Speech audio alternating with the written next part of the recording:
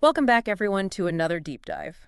Yes, indeed. It's March 22nd, 2025, and this is part 2 of your daily current affairs briefing. Absolutely. And as always, we've got a great selection of topics to cover today, all carefully chosen to help those preparing for the UPSC exam. You've got some news articles and reports to unpack. Some might be familiar, others might be brand new, but we're going to break it all down for you. And give you the clarity and context you need. So, yeah, let's get started. Let's dive in. Okay, so first up, let's rewind the clock a bit and talk about the Holocene Epoch. The Holocene. Yeah, now this might sound familiar if you studied geography or environmental studies.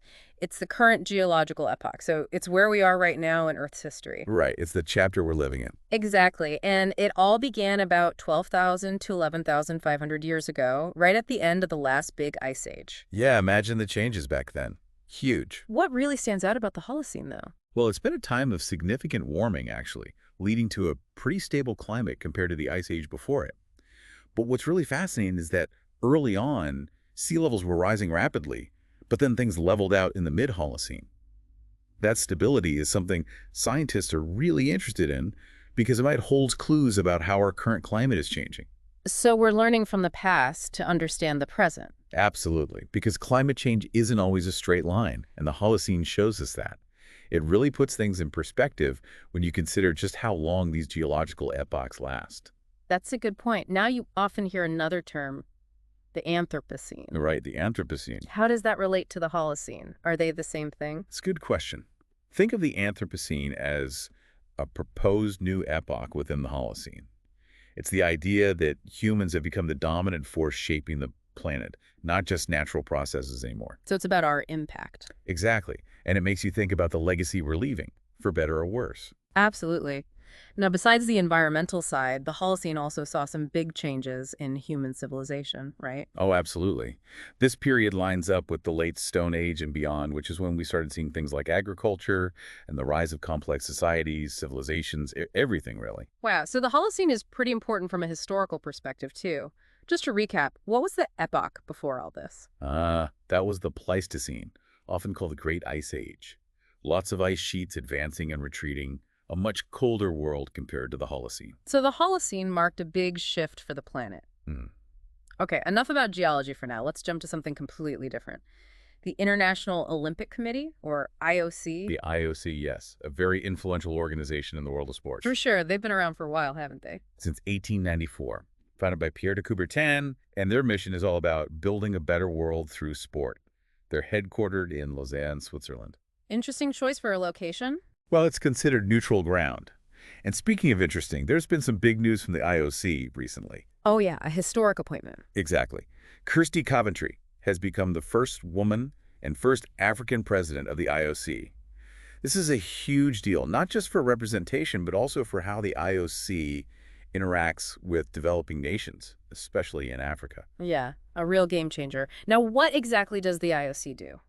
Well, in the simplest terms, they govern the Olympic Games. That includes setting the rules, organizing everything, and making sure the games happen smoothly. They also oversee all the national Olympic committees, the NOCs, around the world. So they're like the guardians of the Olympics. Exactly. And they have to make sure everyone follows the Olympic Charter, which is like their constitution. Makes sense. Now, the IOC has a big annual meeting, right? Yeah, that's called the IOC session. And it's where the real decision-making happens. They amend the charter, elect the president and executive board, and probably the most exciting part, they choose the host cities for future games. Choosing those host cities, that's gotta be complicated. Oh, it is. It starts with informal chats with interested countries and cities, seeing who has the best vision. Then they narrow it down to a few preferred hosts and have more in-depth talks. What's interesting is there's no set timeline for this whole process. It could take years. So many factors must go into it. Absolutely. Politics, economics, the environment, and of course the IOC's own goals. Yeah. They've got to make sure the games are successful and leave a positive impact. So what are they really looking for in a host city? The big things are money, infrastructure, and public support. They need a solid financial plan, top-notch sports venues and transportation, and the city has to really want the games. So it's not just about having the best stadiums. Not at all. It's about aligning the games with the city's long-term goals. And that brings us to India's bid for the 2036 Olympics. Right. A big ambition for the country. It is. And Kirsty Coventry has actually welcomed India's interest, but she stressed the importance of good governance and transparency within the Indian Olympic Association, the IOA. So it's not just about facilities, it's also about how things are run. That internal stuff matters a lot. It does, especially on the world stage. And one more thing about the IOC, they're not just about competition, they're also about inclusion.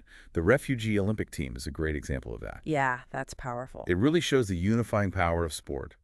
These athletes compete under the Olympic flag, regardless of where they're from. It's about more than just winning medals. Absolutely. Okay, moving on from the global stage to something a bit closer to home and a bit more concerning. We've been seeing a rise in GPS spoofing incidents, particularly in our border areas. GPS spoofing, that sounds like something out of a spy movie. Well, it might sound futuristic, but it's a real threat. The government has reported a lot of these incidents, especially around Amritsar and Jammu. So not just a random occurrence then? No, and it raises serious security concerns. But before we go further, maybe we should clarify what spoofing even means. Yeah, good point. Break it down for us. In simple terms, spoofing is like creating a fake online identity to deceive someone. Like sending an email that looks like it's from your bank, but it's not. In GPS spoofing, you're sending fake signals to trick GPS devices into thinking they're somewhere they're not. So you're messing with location data. Exactly. Imagine your navigation app leading you to the wrong place. That's annoying, but it can also be dangerous if it affects things like airplanes or emergency services. So how does someone actually spoof a GPS signal? It exploits the fact that GPS signals from satellites are pretty weak. A spoofer creates a stronger fake signal that overwhelms the real one. So your device latches onto the fake signal and calculates the wrong location. So it's a battle of signals, the fake one winning out? Pretty much. Yeah. And it's different from GPS jamming, which is simply blocking the signal completely. Spoofing is more about deception. A bit sneakier. That's a good way to put it. Now let's turn our attention to a different kind of challenge, the one facing the Corbett Tiger Reserve. Ah, yes. The Supreme Court has expressed concern about some things happening there. That's right. They're not happy with the slow progress in taking action against officials accused of illegal construction within the reserve. So a question of accountability then. Exactly. Yeah. It highlights how difficult it can be to protect our environment, even with laws in place. For those who don't know, where is Corbett and what makes it so special? Well, it's nestled in Uttarakhand, at the foothills of the Himalayas. It was actually India's first national park, originally called Haley National Park back in 1936, later renamed in honor of Jim Corbett, the famous hunter-turned-conservationist. So it's got a rich history. It does. And the landscape is pretty diverse, with valleys carved by rivers like the Ramganga. The soil is interesting too, very porous, lots of boulders and sand. A lot of variety there. And the plant life. Mostly sal forests, along with other deciduous trees. There are also grasslands called char, which are important for the herbivores. But like many places, Corbett faces the challenge of invasive species like lantana. It's a constant battle against those invasive plants. And of course, the wildlife is what Corbett is famous for. Absolutely. Tigers are the stars of the show, along with Asian elephants. But there are also leopards, deer, all sorts of animals. It's a real biodiversity hotspot. Okay, let's shift gears now to something a bit more financial. The Pension Fund Regulatory and Development Authority, or PFRDA. The PFRDA, yes, they've been busy with new regulations for the Unified Pension Scheme, or UPS. This is all part of the national pension system, right? Exactly. Big implications for economic policy and retirement planning, especially as we look ahead to 2025. So what exactly is the PFRDA? It's the main regulatory body for pensions in India, set up by an act of parliament in 2014. They're under the Ministry of Finance, headquartered in Delhi. So they make sure the pension system runs smoothly. More than that, they promote and develop the sector, protect the interests of people who invest in these schemes, and they even resolve disputes. Quite a wide range of responsibilities. It is. And the PFRDA itself is led by a chairperson and 6 members appointed by the government. These are experts in economics, finance, and law. So they have the experience to handle such a complex task. Definitely. They have to approve new schemes, set investment guidelines, educate the public about pensions. It's a big job. Okay, enough about finances for now. Let's talk about something a bit more adventurous. Iguanas in Fiji. Iguanas in Fiji. Yes, a fascinating story of how these creatures traveled thousands of kilometers from their natural habitat. It's been dubbed the Voyage of the Iguanas. But before we get into that, what are iguanas like? Well, they're large lizards, found mostly in the tropical parts of the Americas. They've got scaly skin, spines on their backs, and a dewlap under their neck, which is a flap of skin they use for display. Kind of like a built-in fashion statement. In a way. And most iguanas are herbivores, meaning they eat plants. They live in all sorts of places, from forests to even urban areas. Adaptable creatures. So where are they usually found? Mostly Central and South America, but they've also been introduced to places like Florida and Hawaii and some Caribbean islands. Interestingly, the green iguana is the largest lizard in the U.S. Wow, I didn't know that. Yeah, they can get pretty big. And while they can live on the ground, they prefer to hang out in trees. They like forests, areas near water. But also, surprisingly, they can adapt to cities if there's enough food. So how are they doing in terms of conservation? Overall, they're not considered threatened, but some species are protected under CETS, which regulates trade in endangered species. The main threats they face are habitat loss and the pet trade. So back to the Fiji mystery, how did they get all the way across the Pacific? The most likely explanation is rafting. That's when animals hitch a ride on floating vegetation like logs or debris and get carried by ocean currents. Like a natural raft. Sounds risky. It is, especially for a large reptile. They need to survive without fresh water or food for a long time. But we have seen iguanas rafting before, in the Caribbean and even the Galapagos Islands. But Fiji is much further away. Right, almost 8,000 kilometers. It's one of the most extreme examples of long-distance travel for a land animal. Shows you how resilient life can be. Amazing. Okay, let's move on to something a bit more grounded. The Public Accounts Committee, or PAC? The PAC. A very important part of our parliamentary system. Been around since 1921, the oldest committee of its kind in India. So they've got a long history of keeping things in check. Exactly. Their job is to make sure the government is spending money responsibly and legally. They're like the financial watchdogs. What do they actually do? Well, they go through the reports from the Comptroller and Auditor General, the CAG, which audits government spending.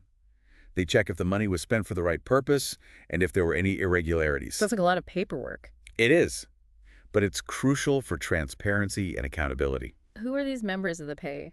There are 22 of them, 15 from the Lok Sabha and 7 from the Rajya Sabha.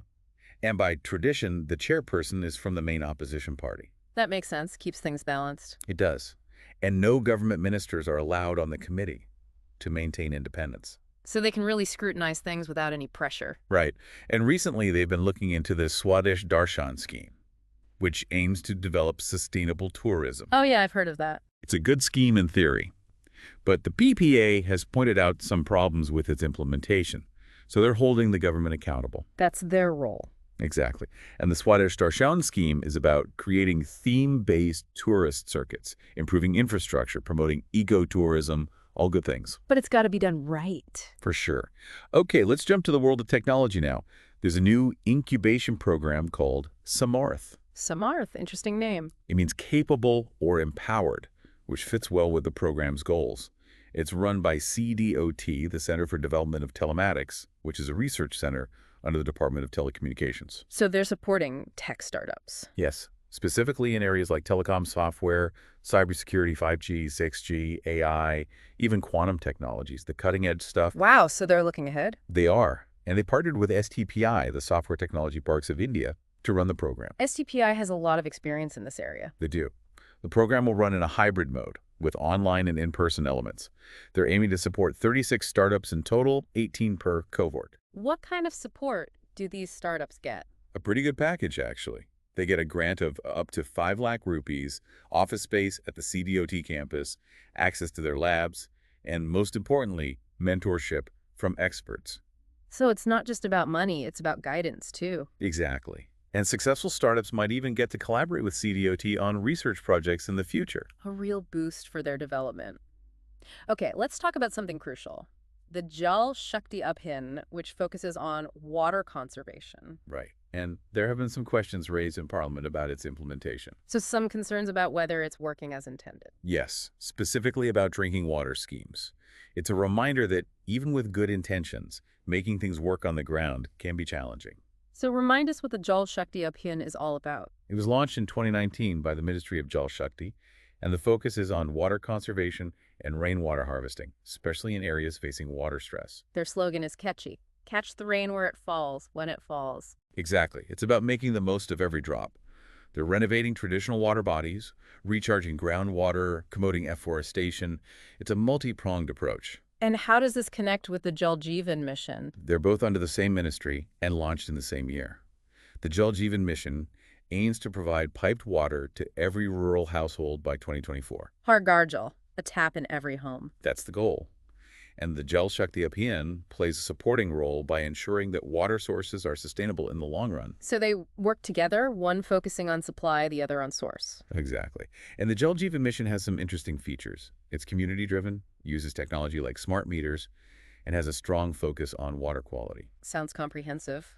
Last but not least, let's talk about the Finance Commission, a crucial part of our federal system. Yes, and Bihar is making a strong case for special category status, which is a big deal in terms of financial resources. So what is the Finance Commission exactly? It's a constitutional body appointed by the president every 5 years.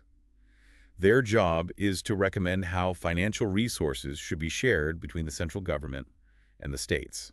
So they're the referees of fiscal federalism. In a way, they look at things like tax revenue and decide how much each state should get, taking into account their needs and development goals. And what about this special category status? It's a special designation given to states that face certain disadvantages, like hilly terrain, economic backwardness, low population density.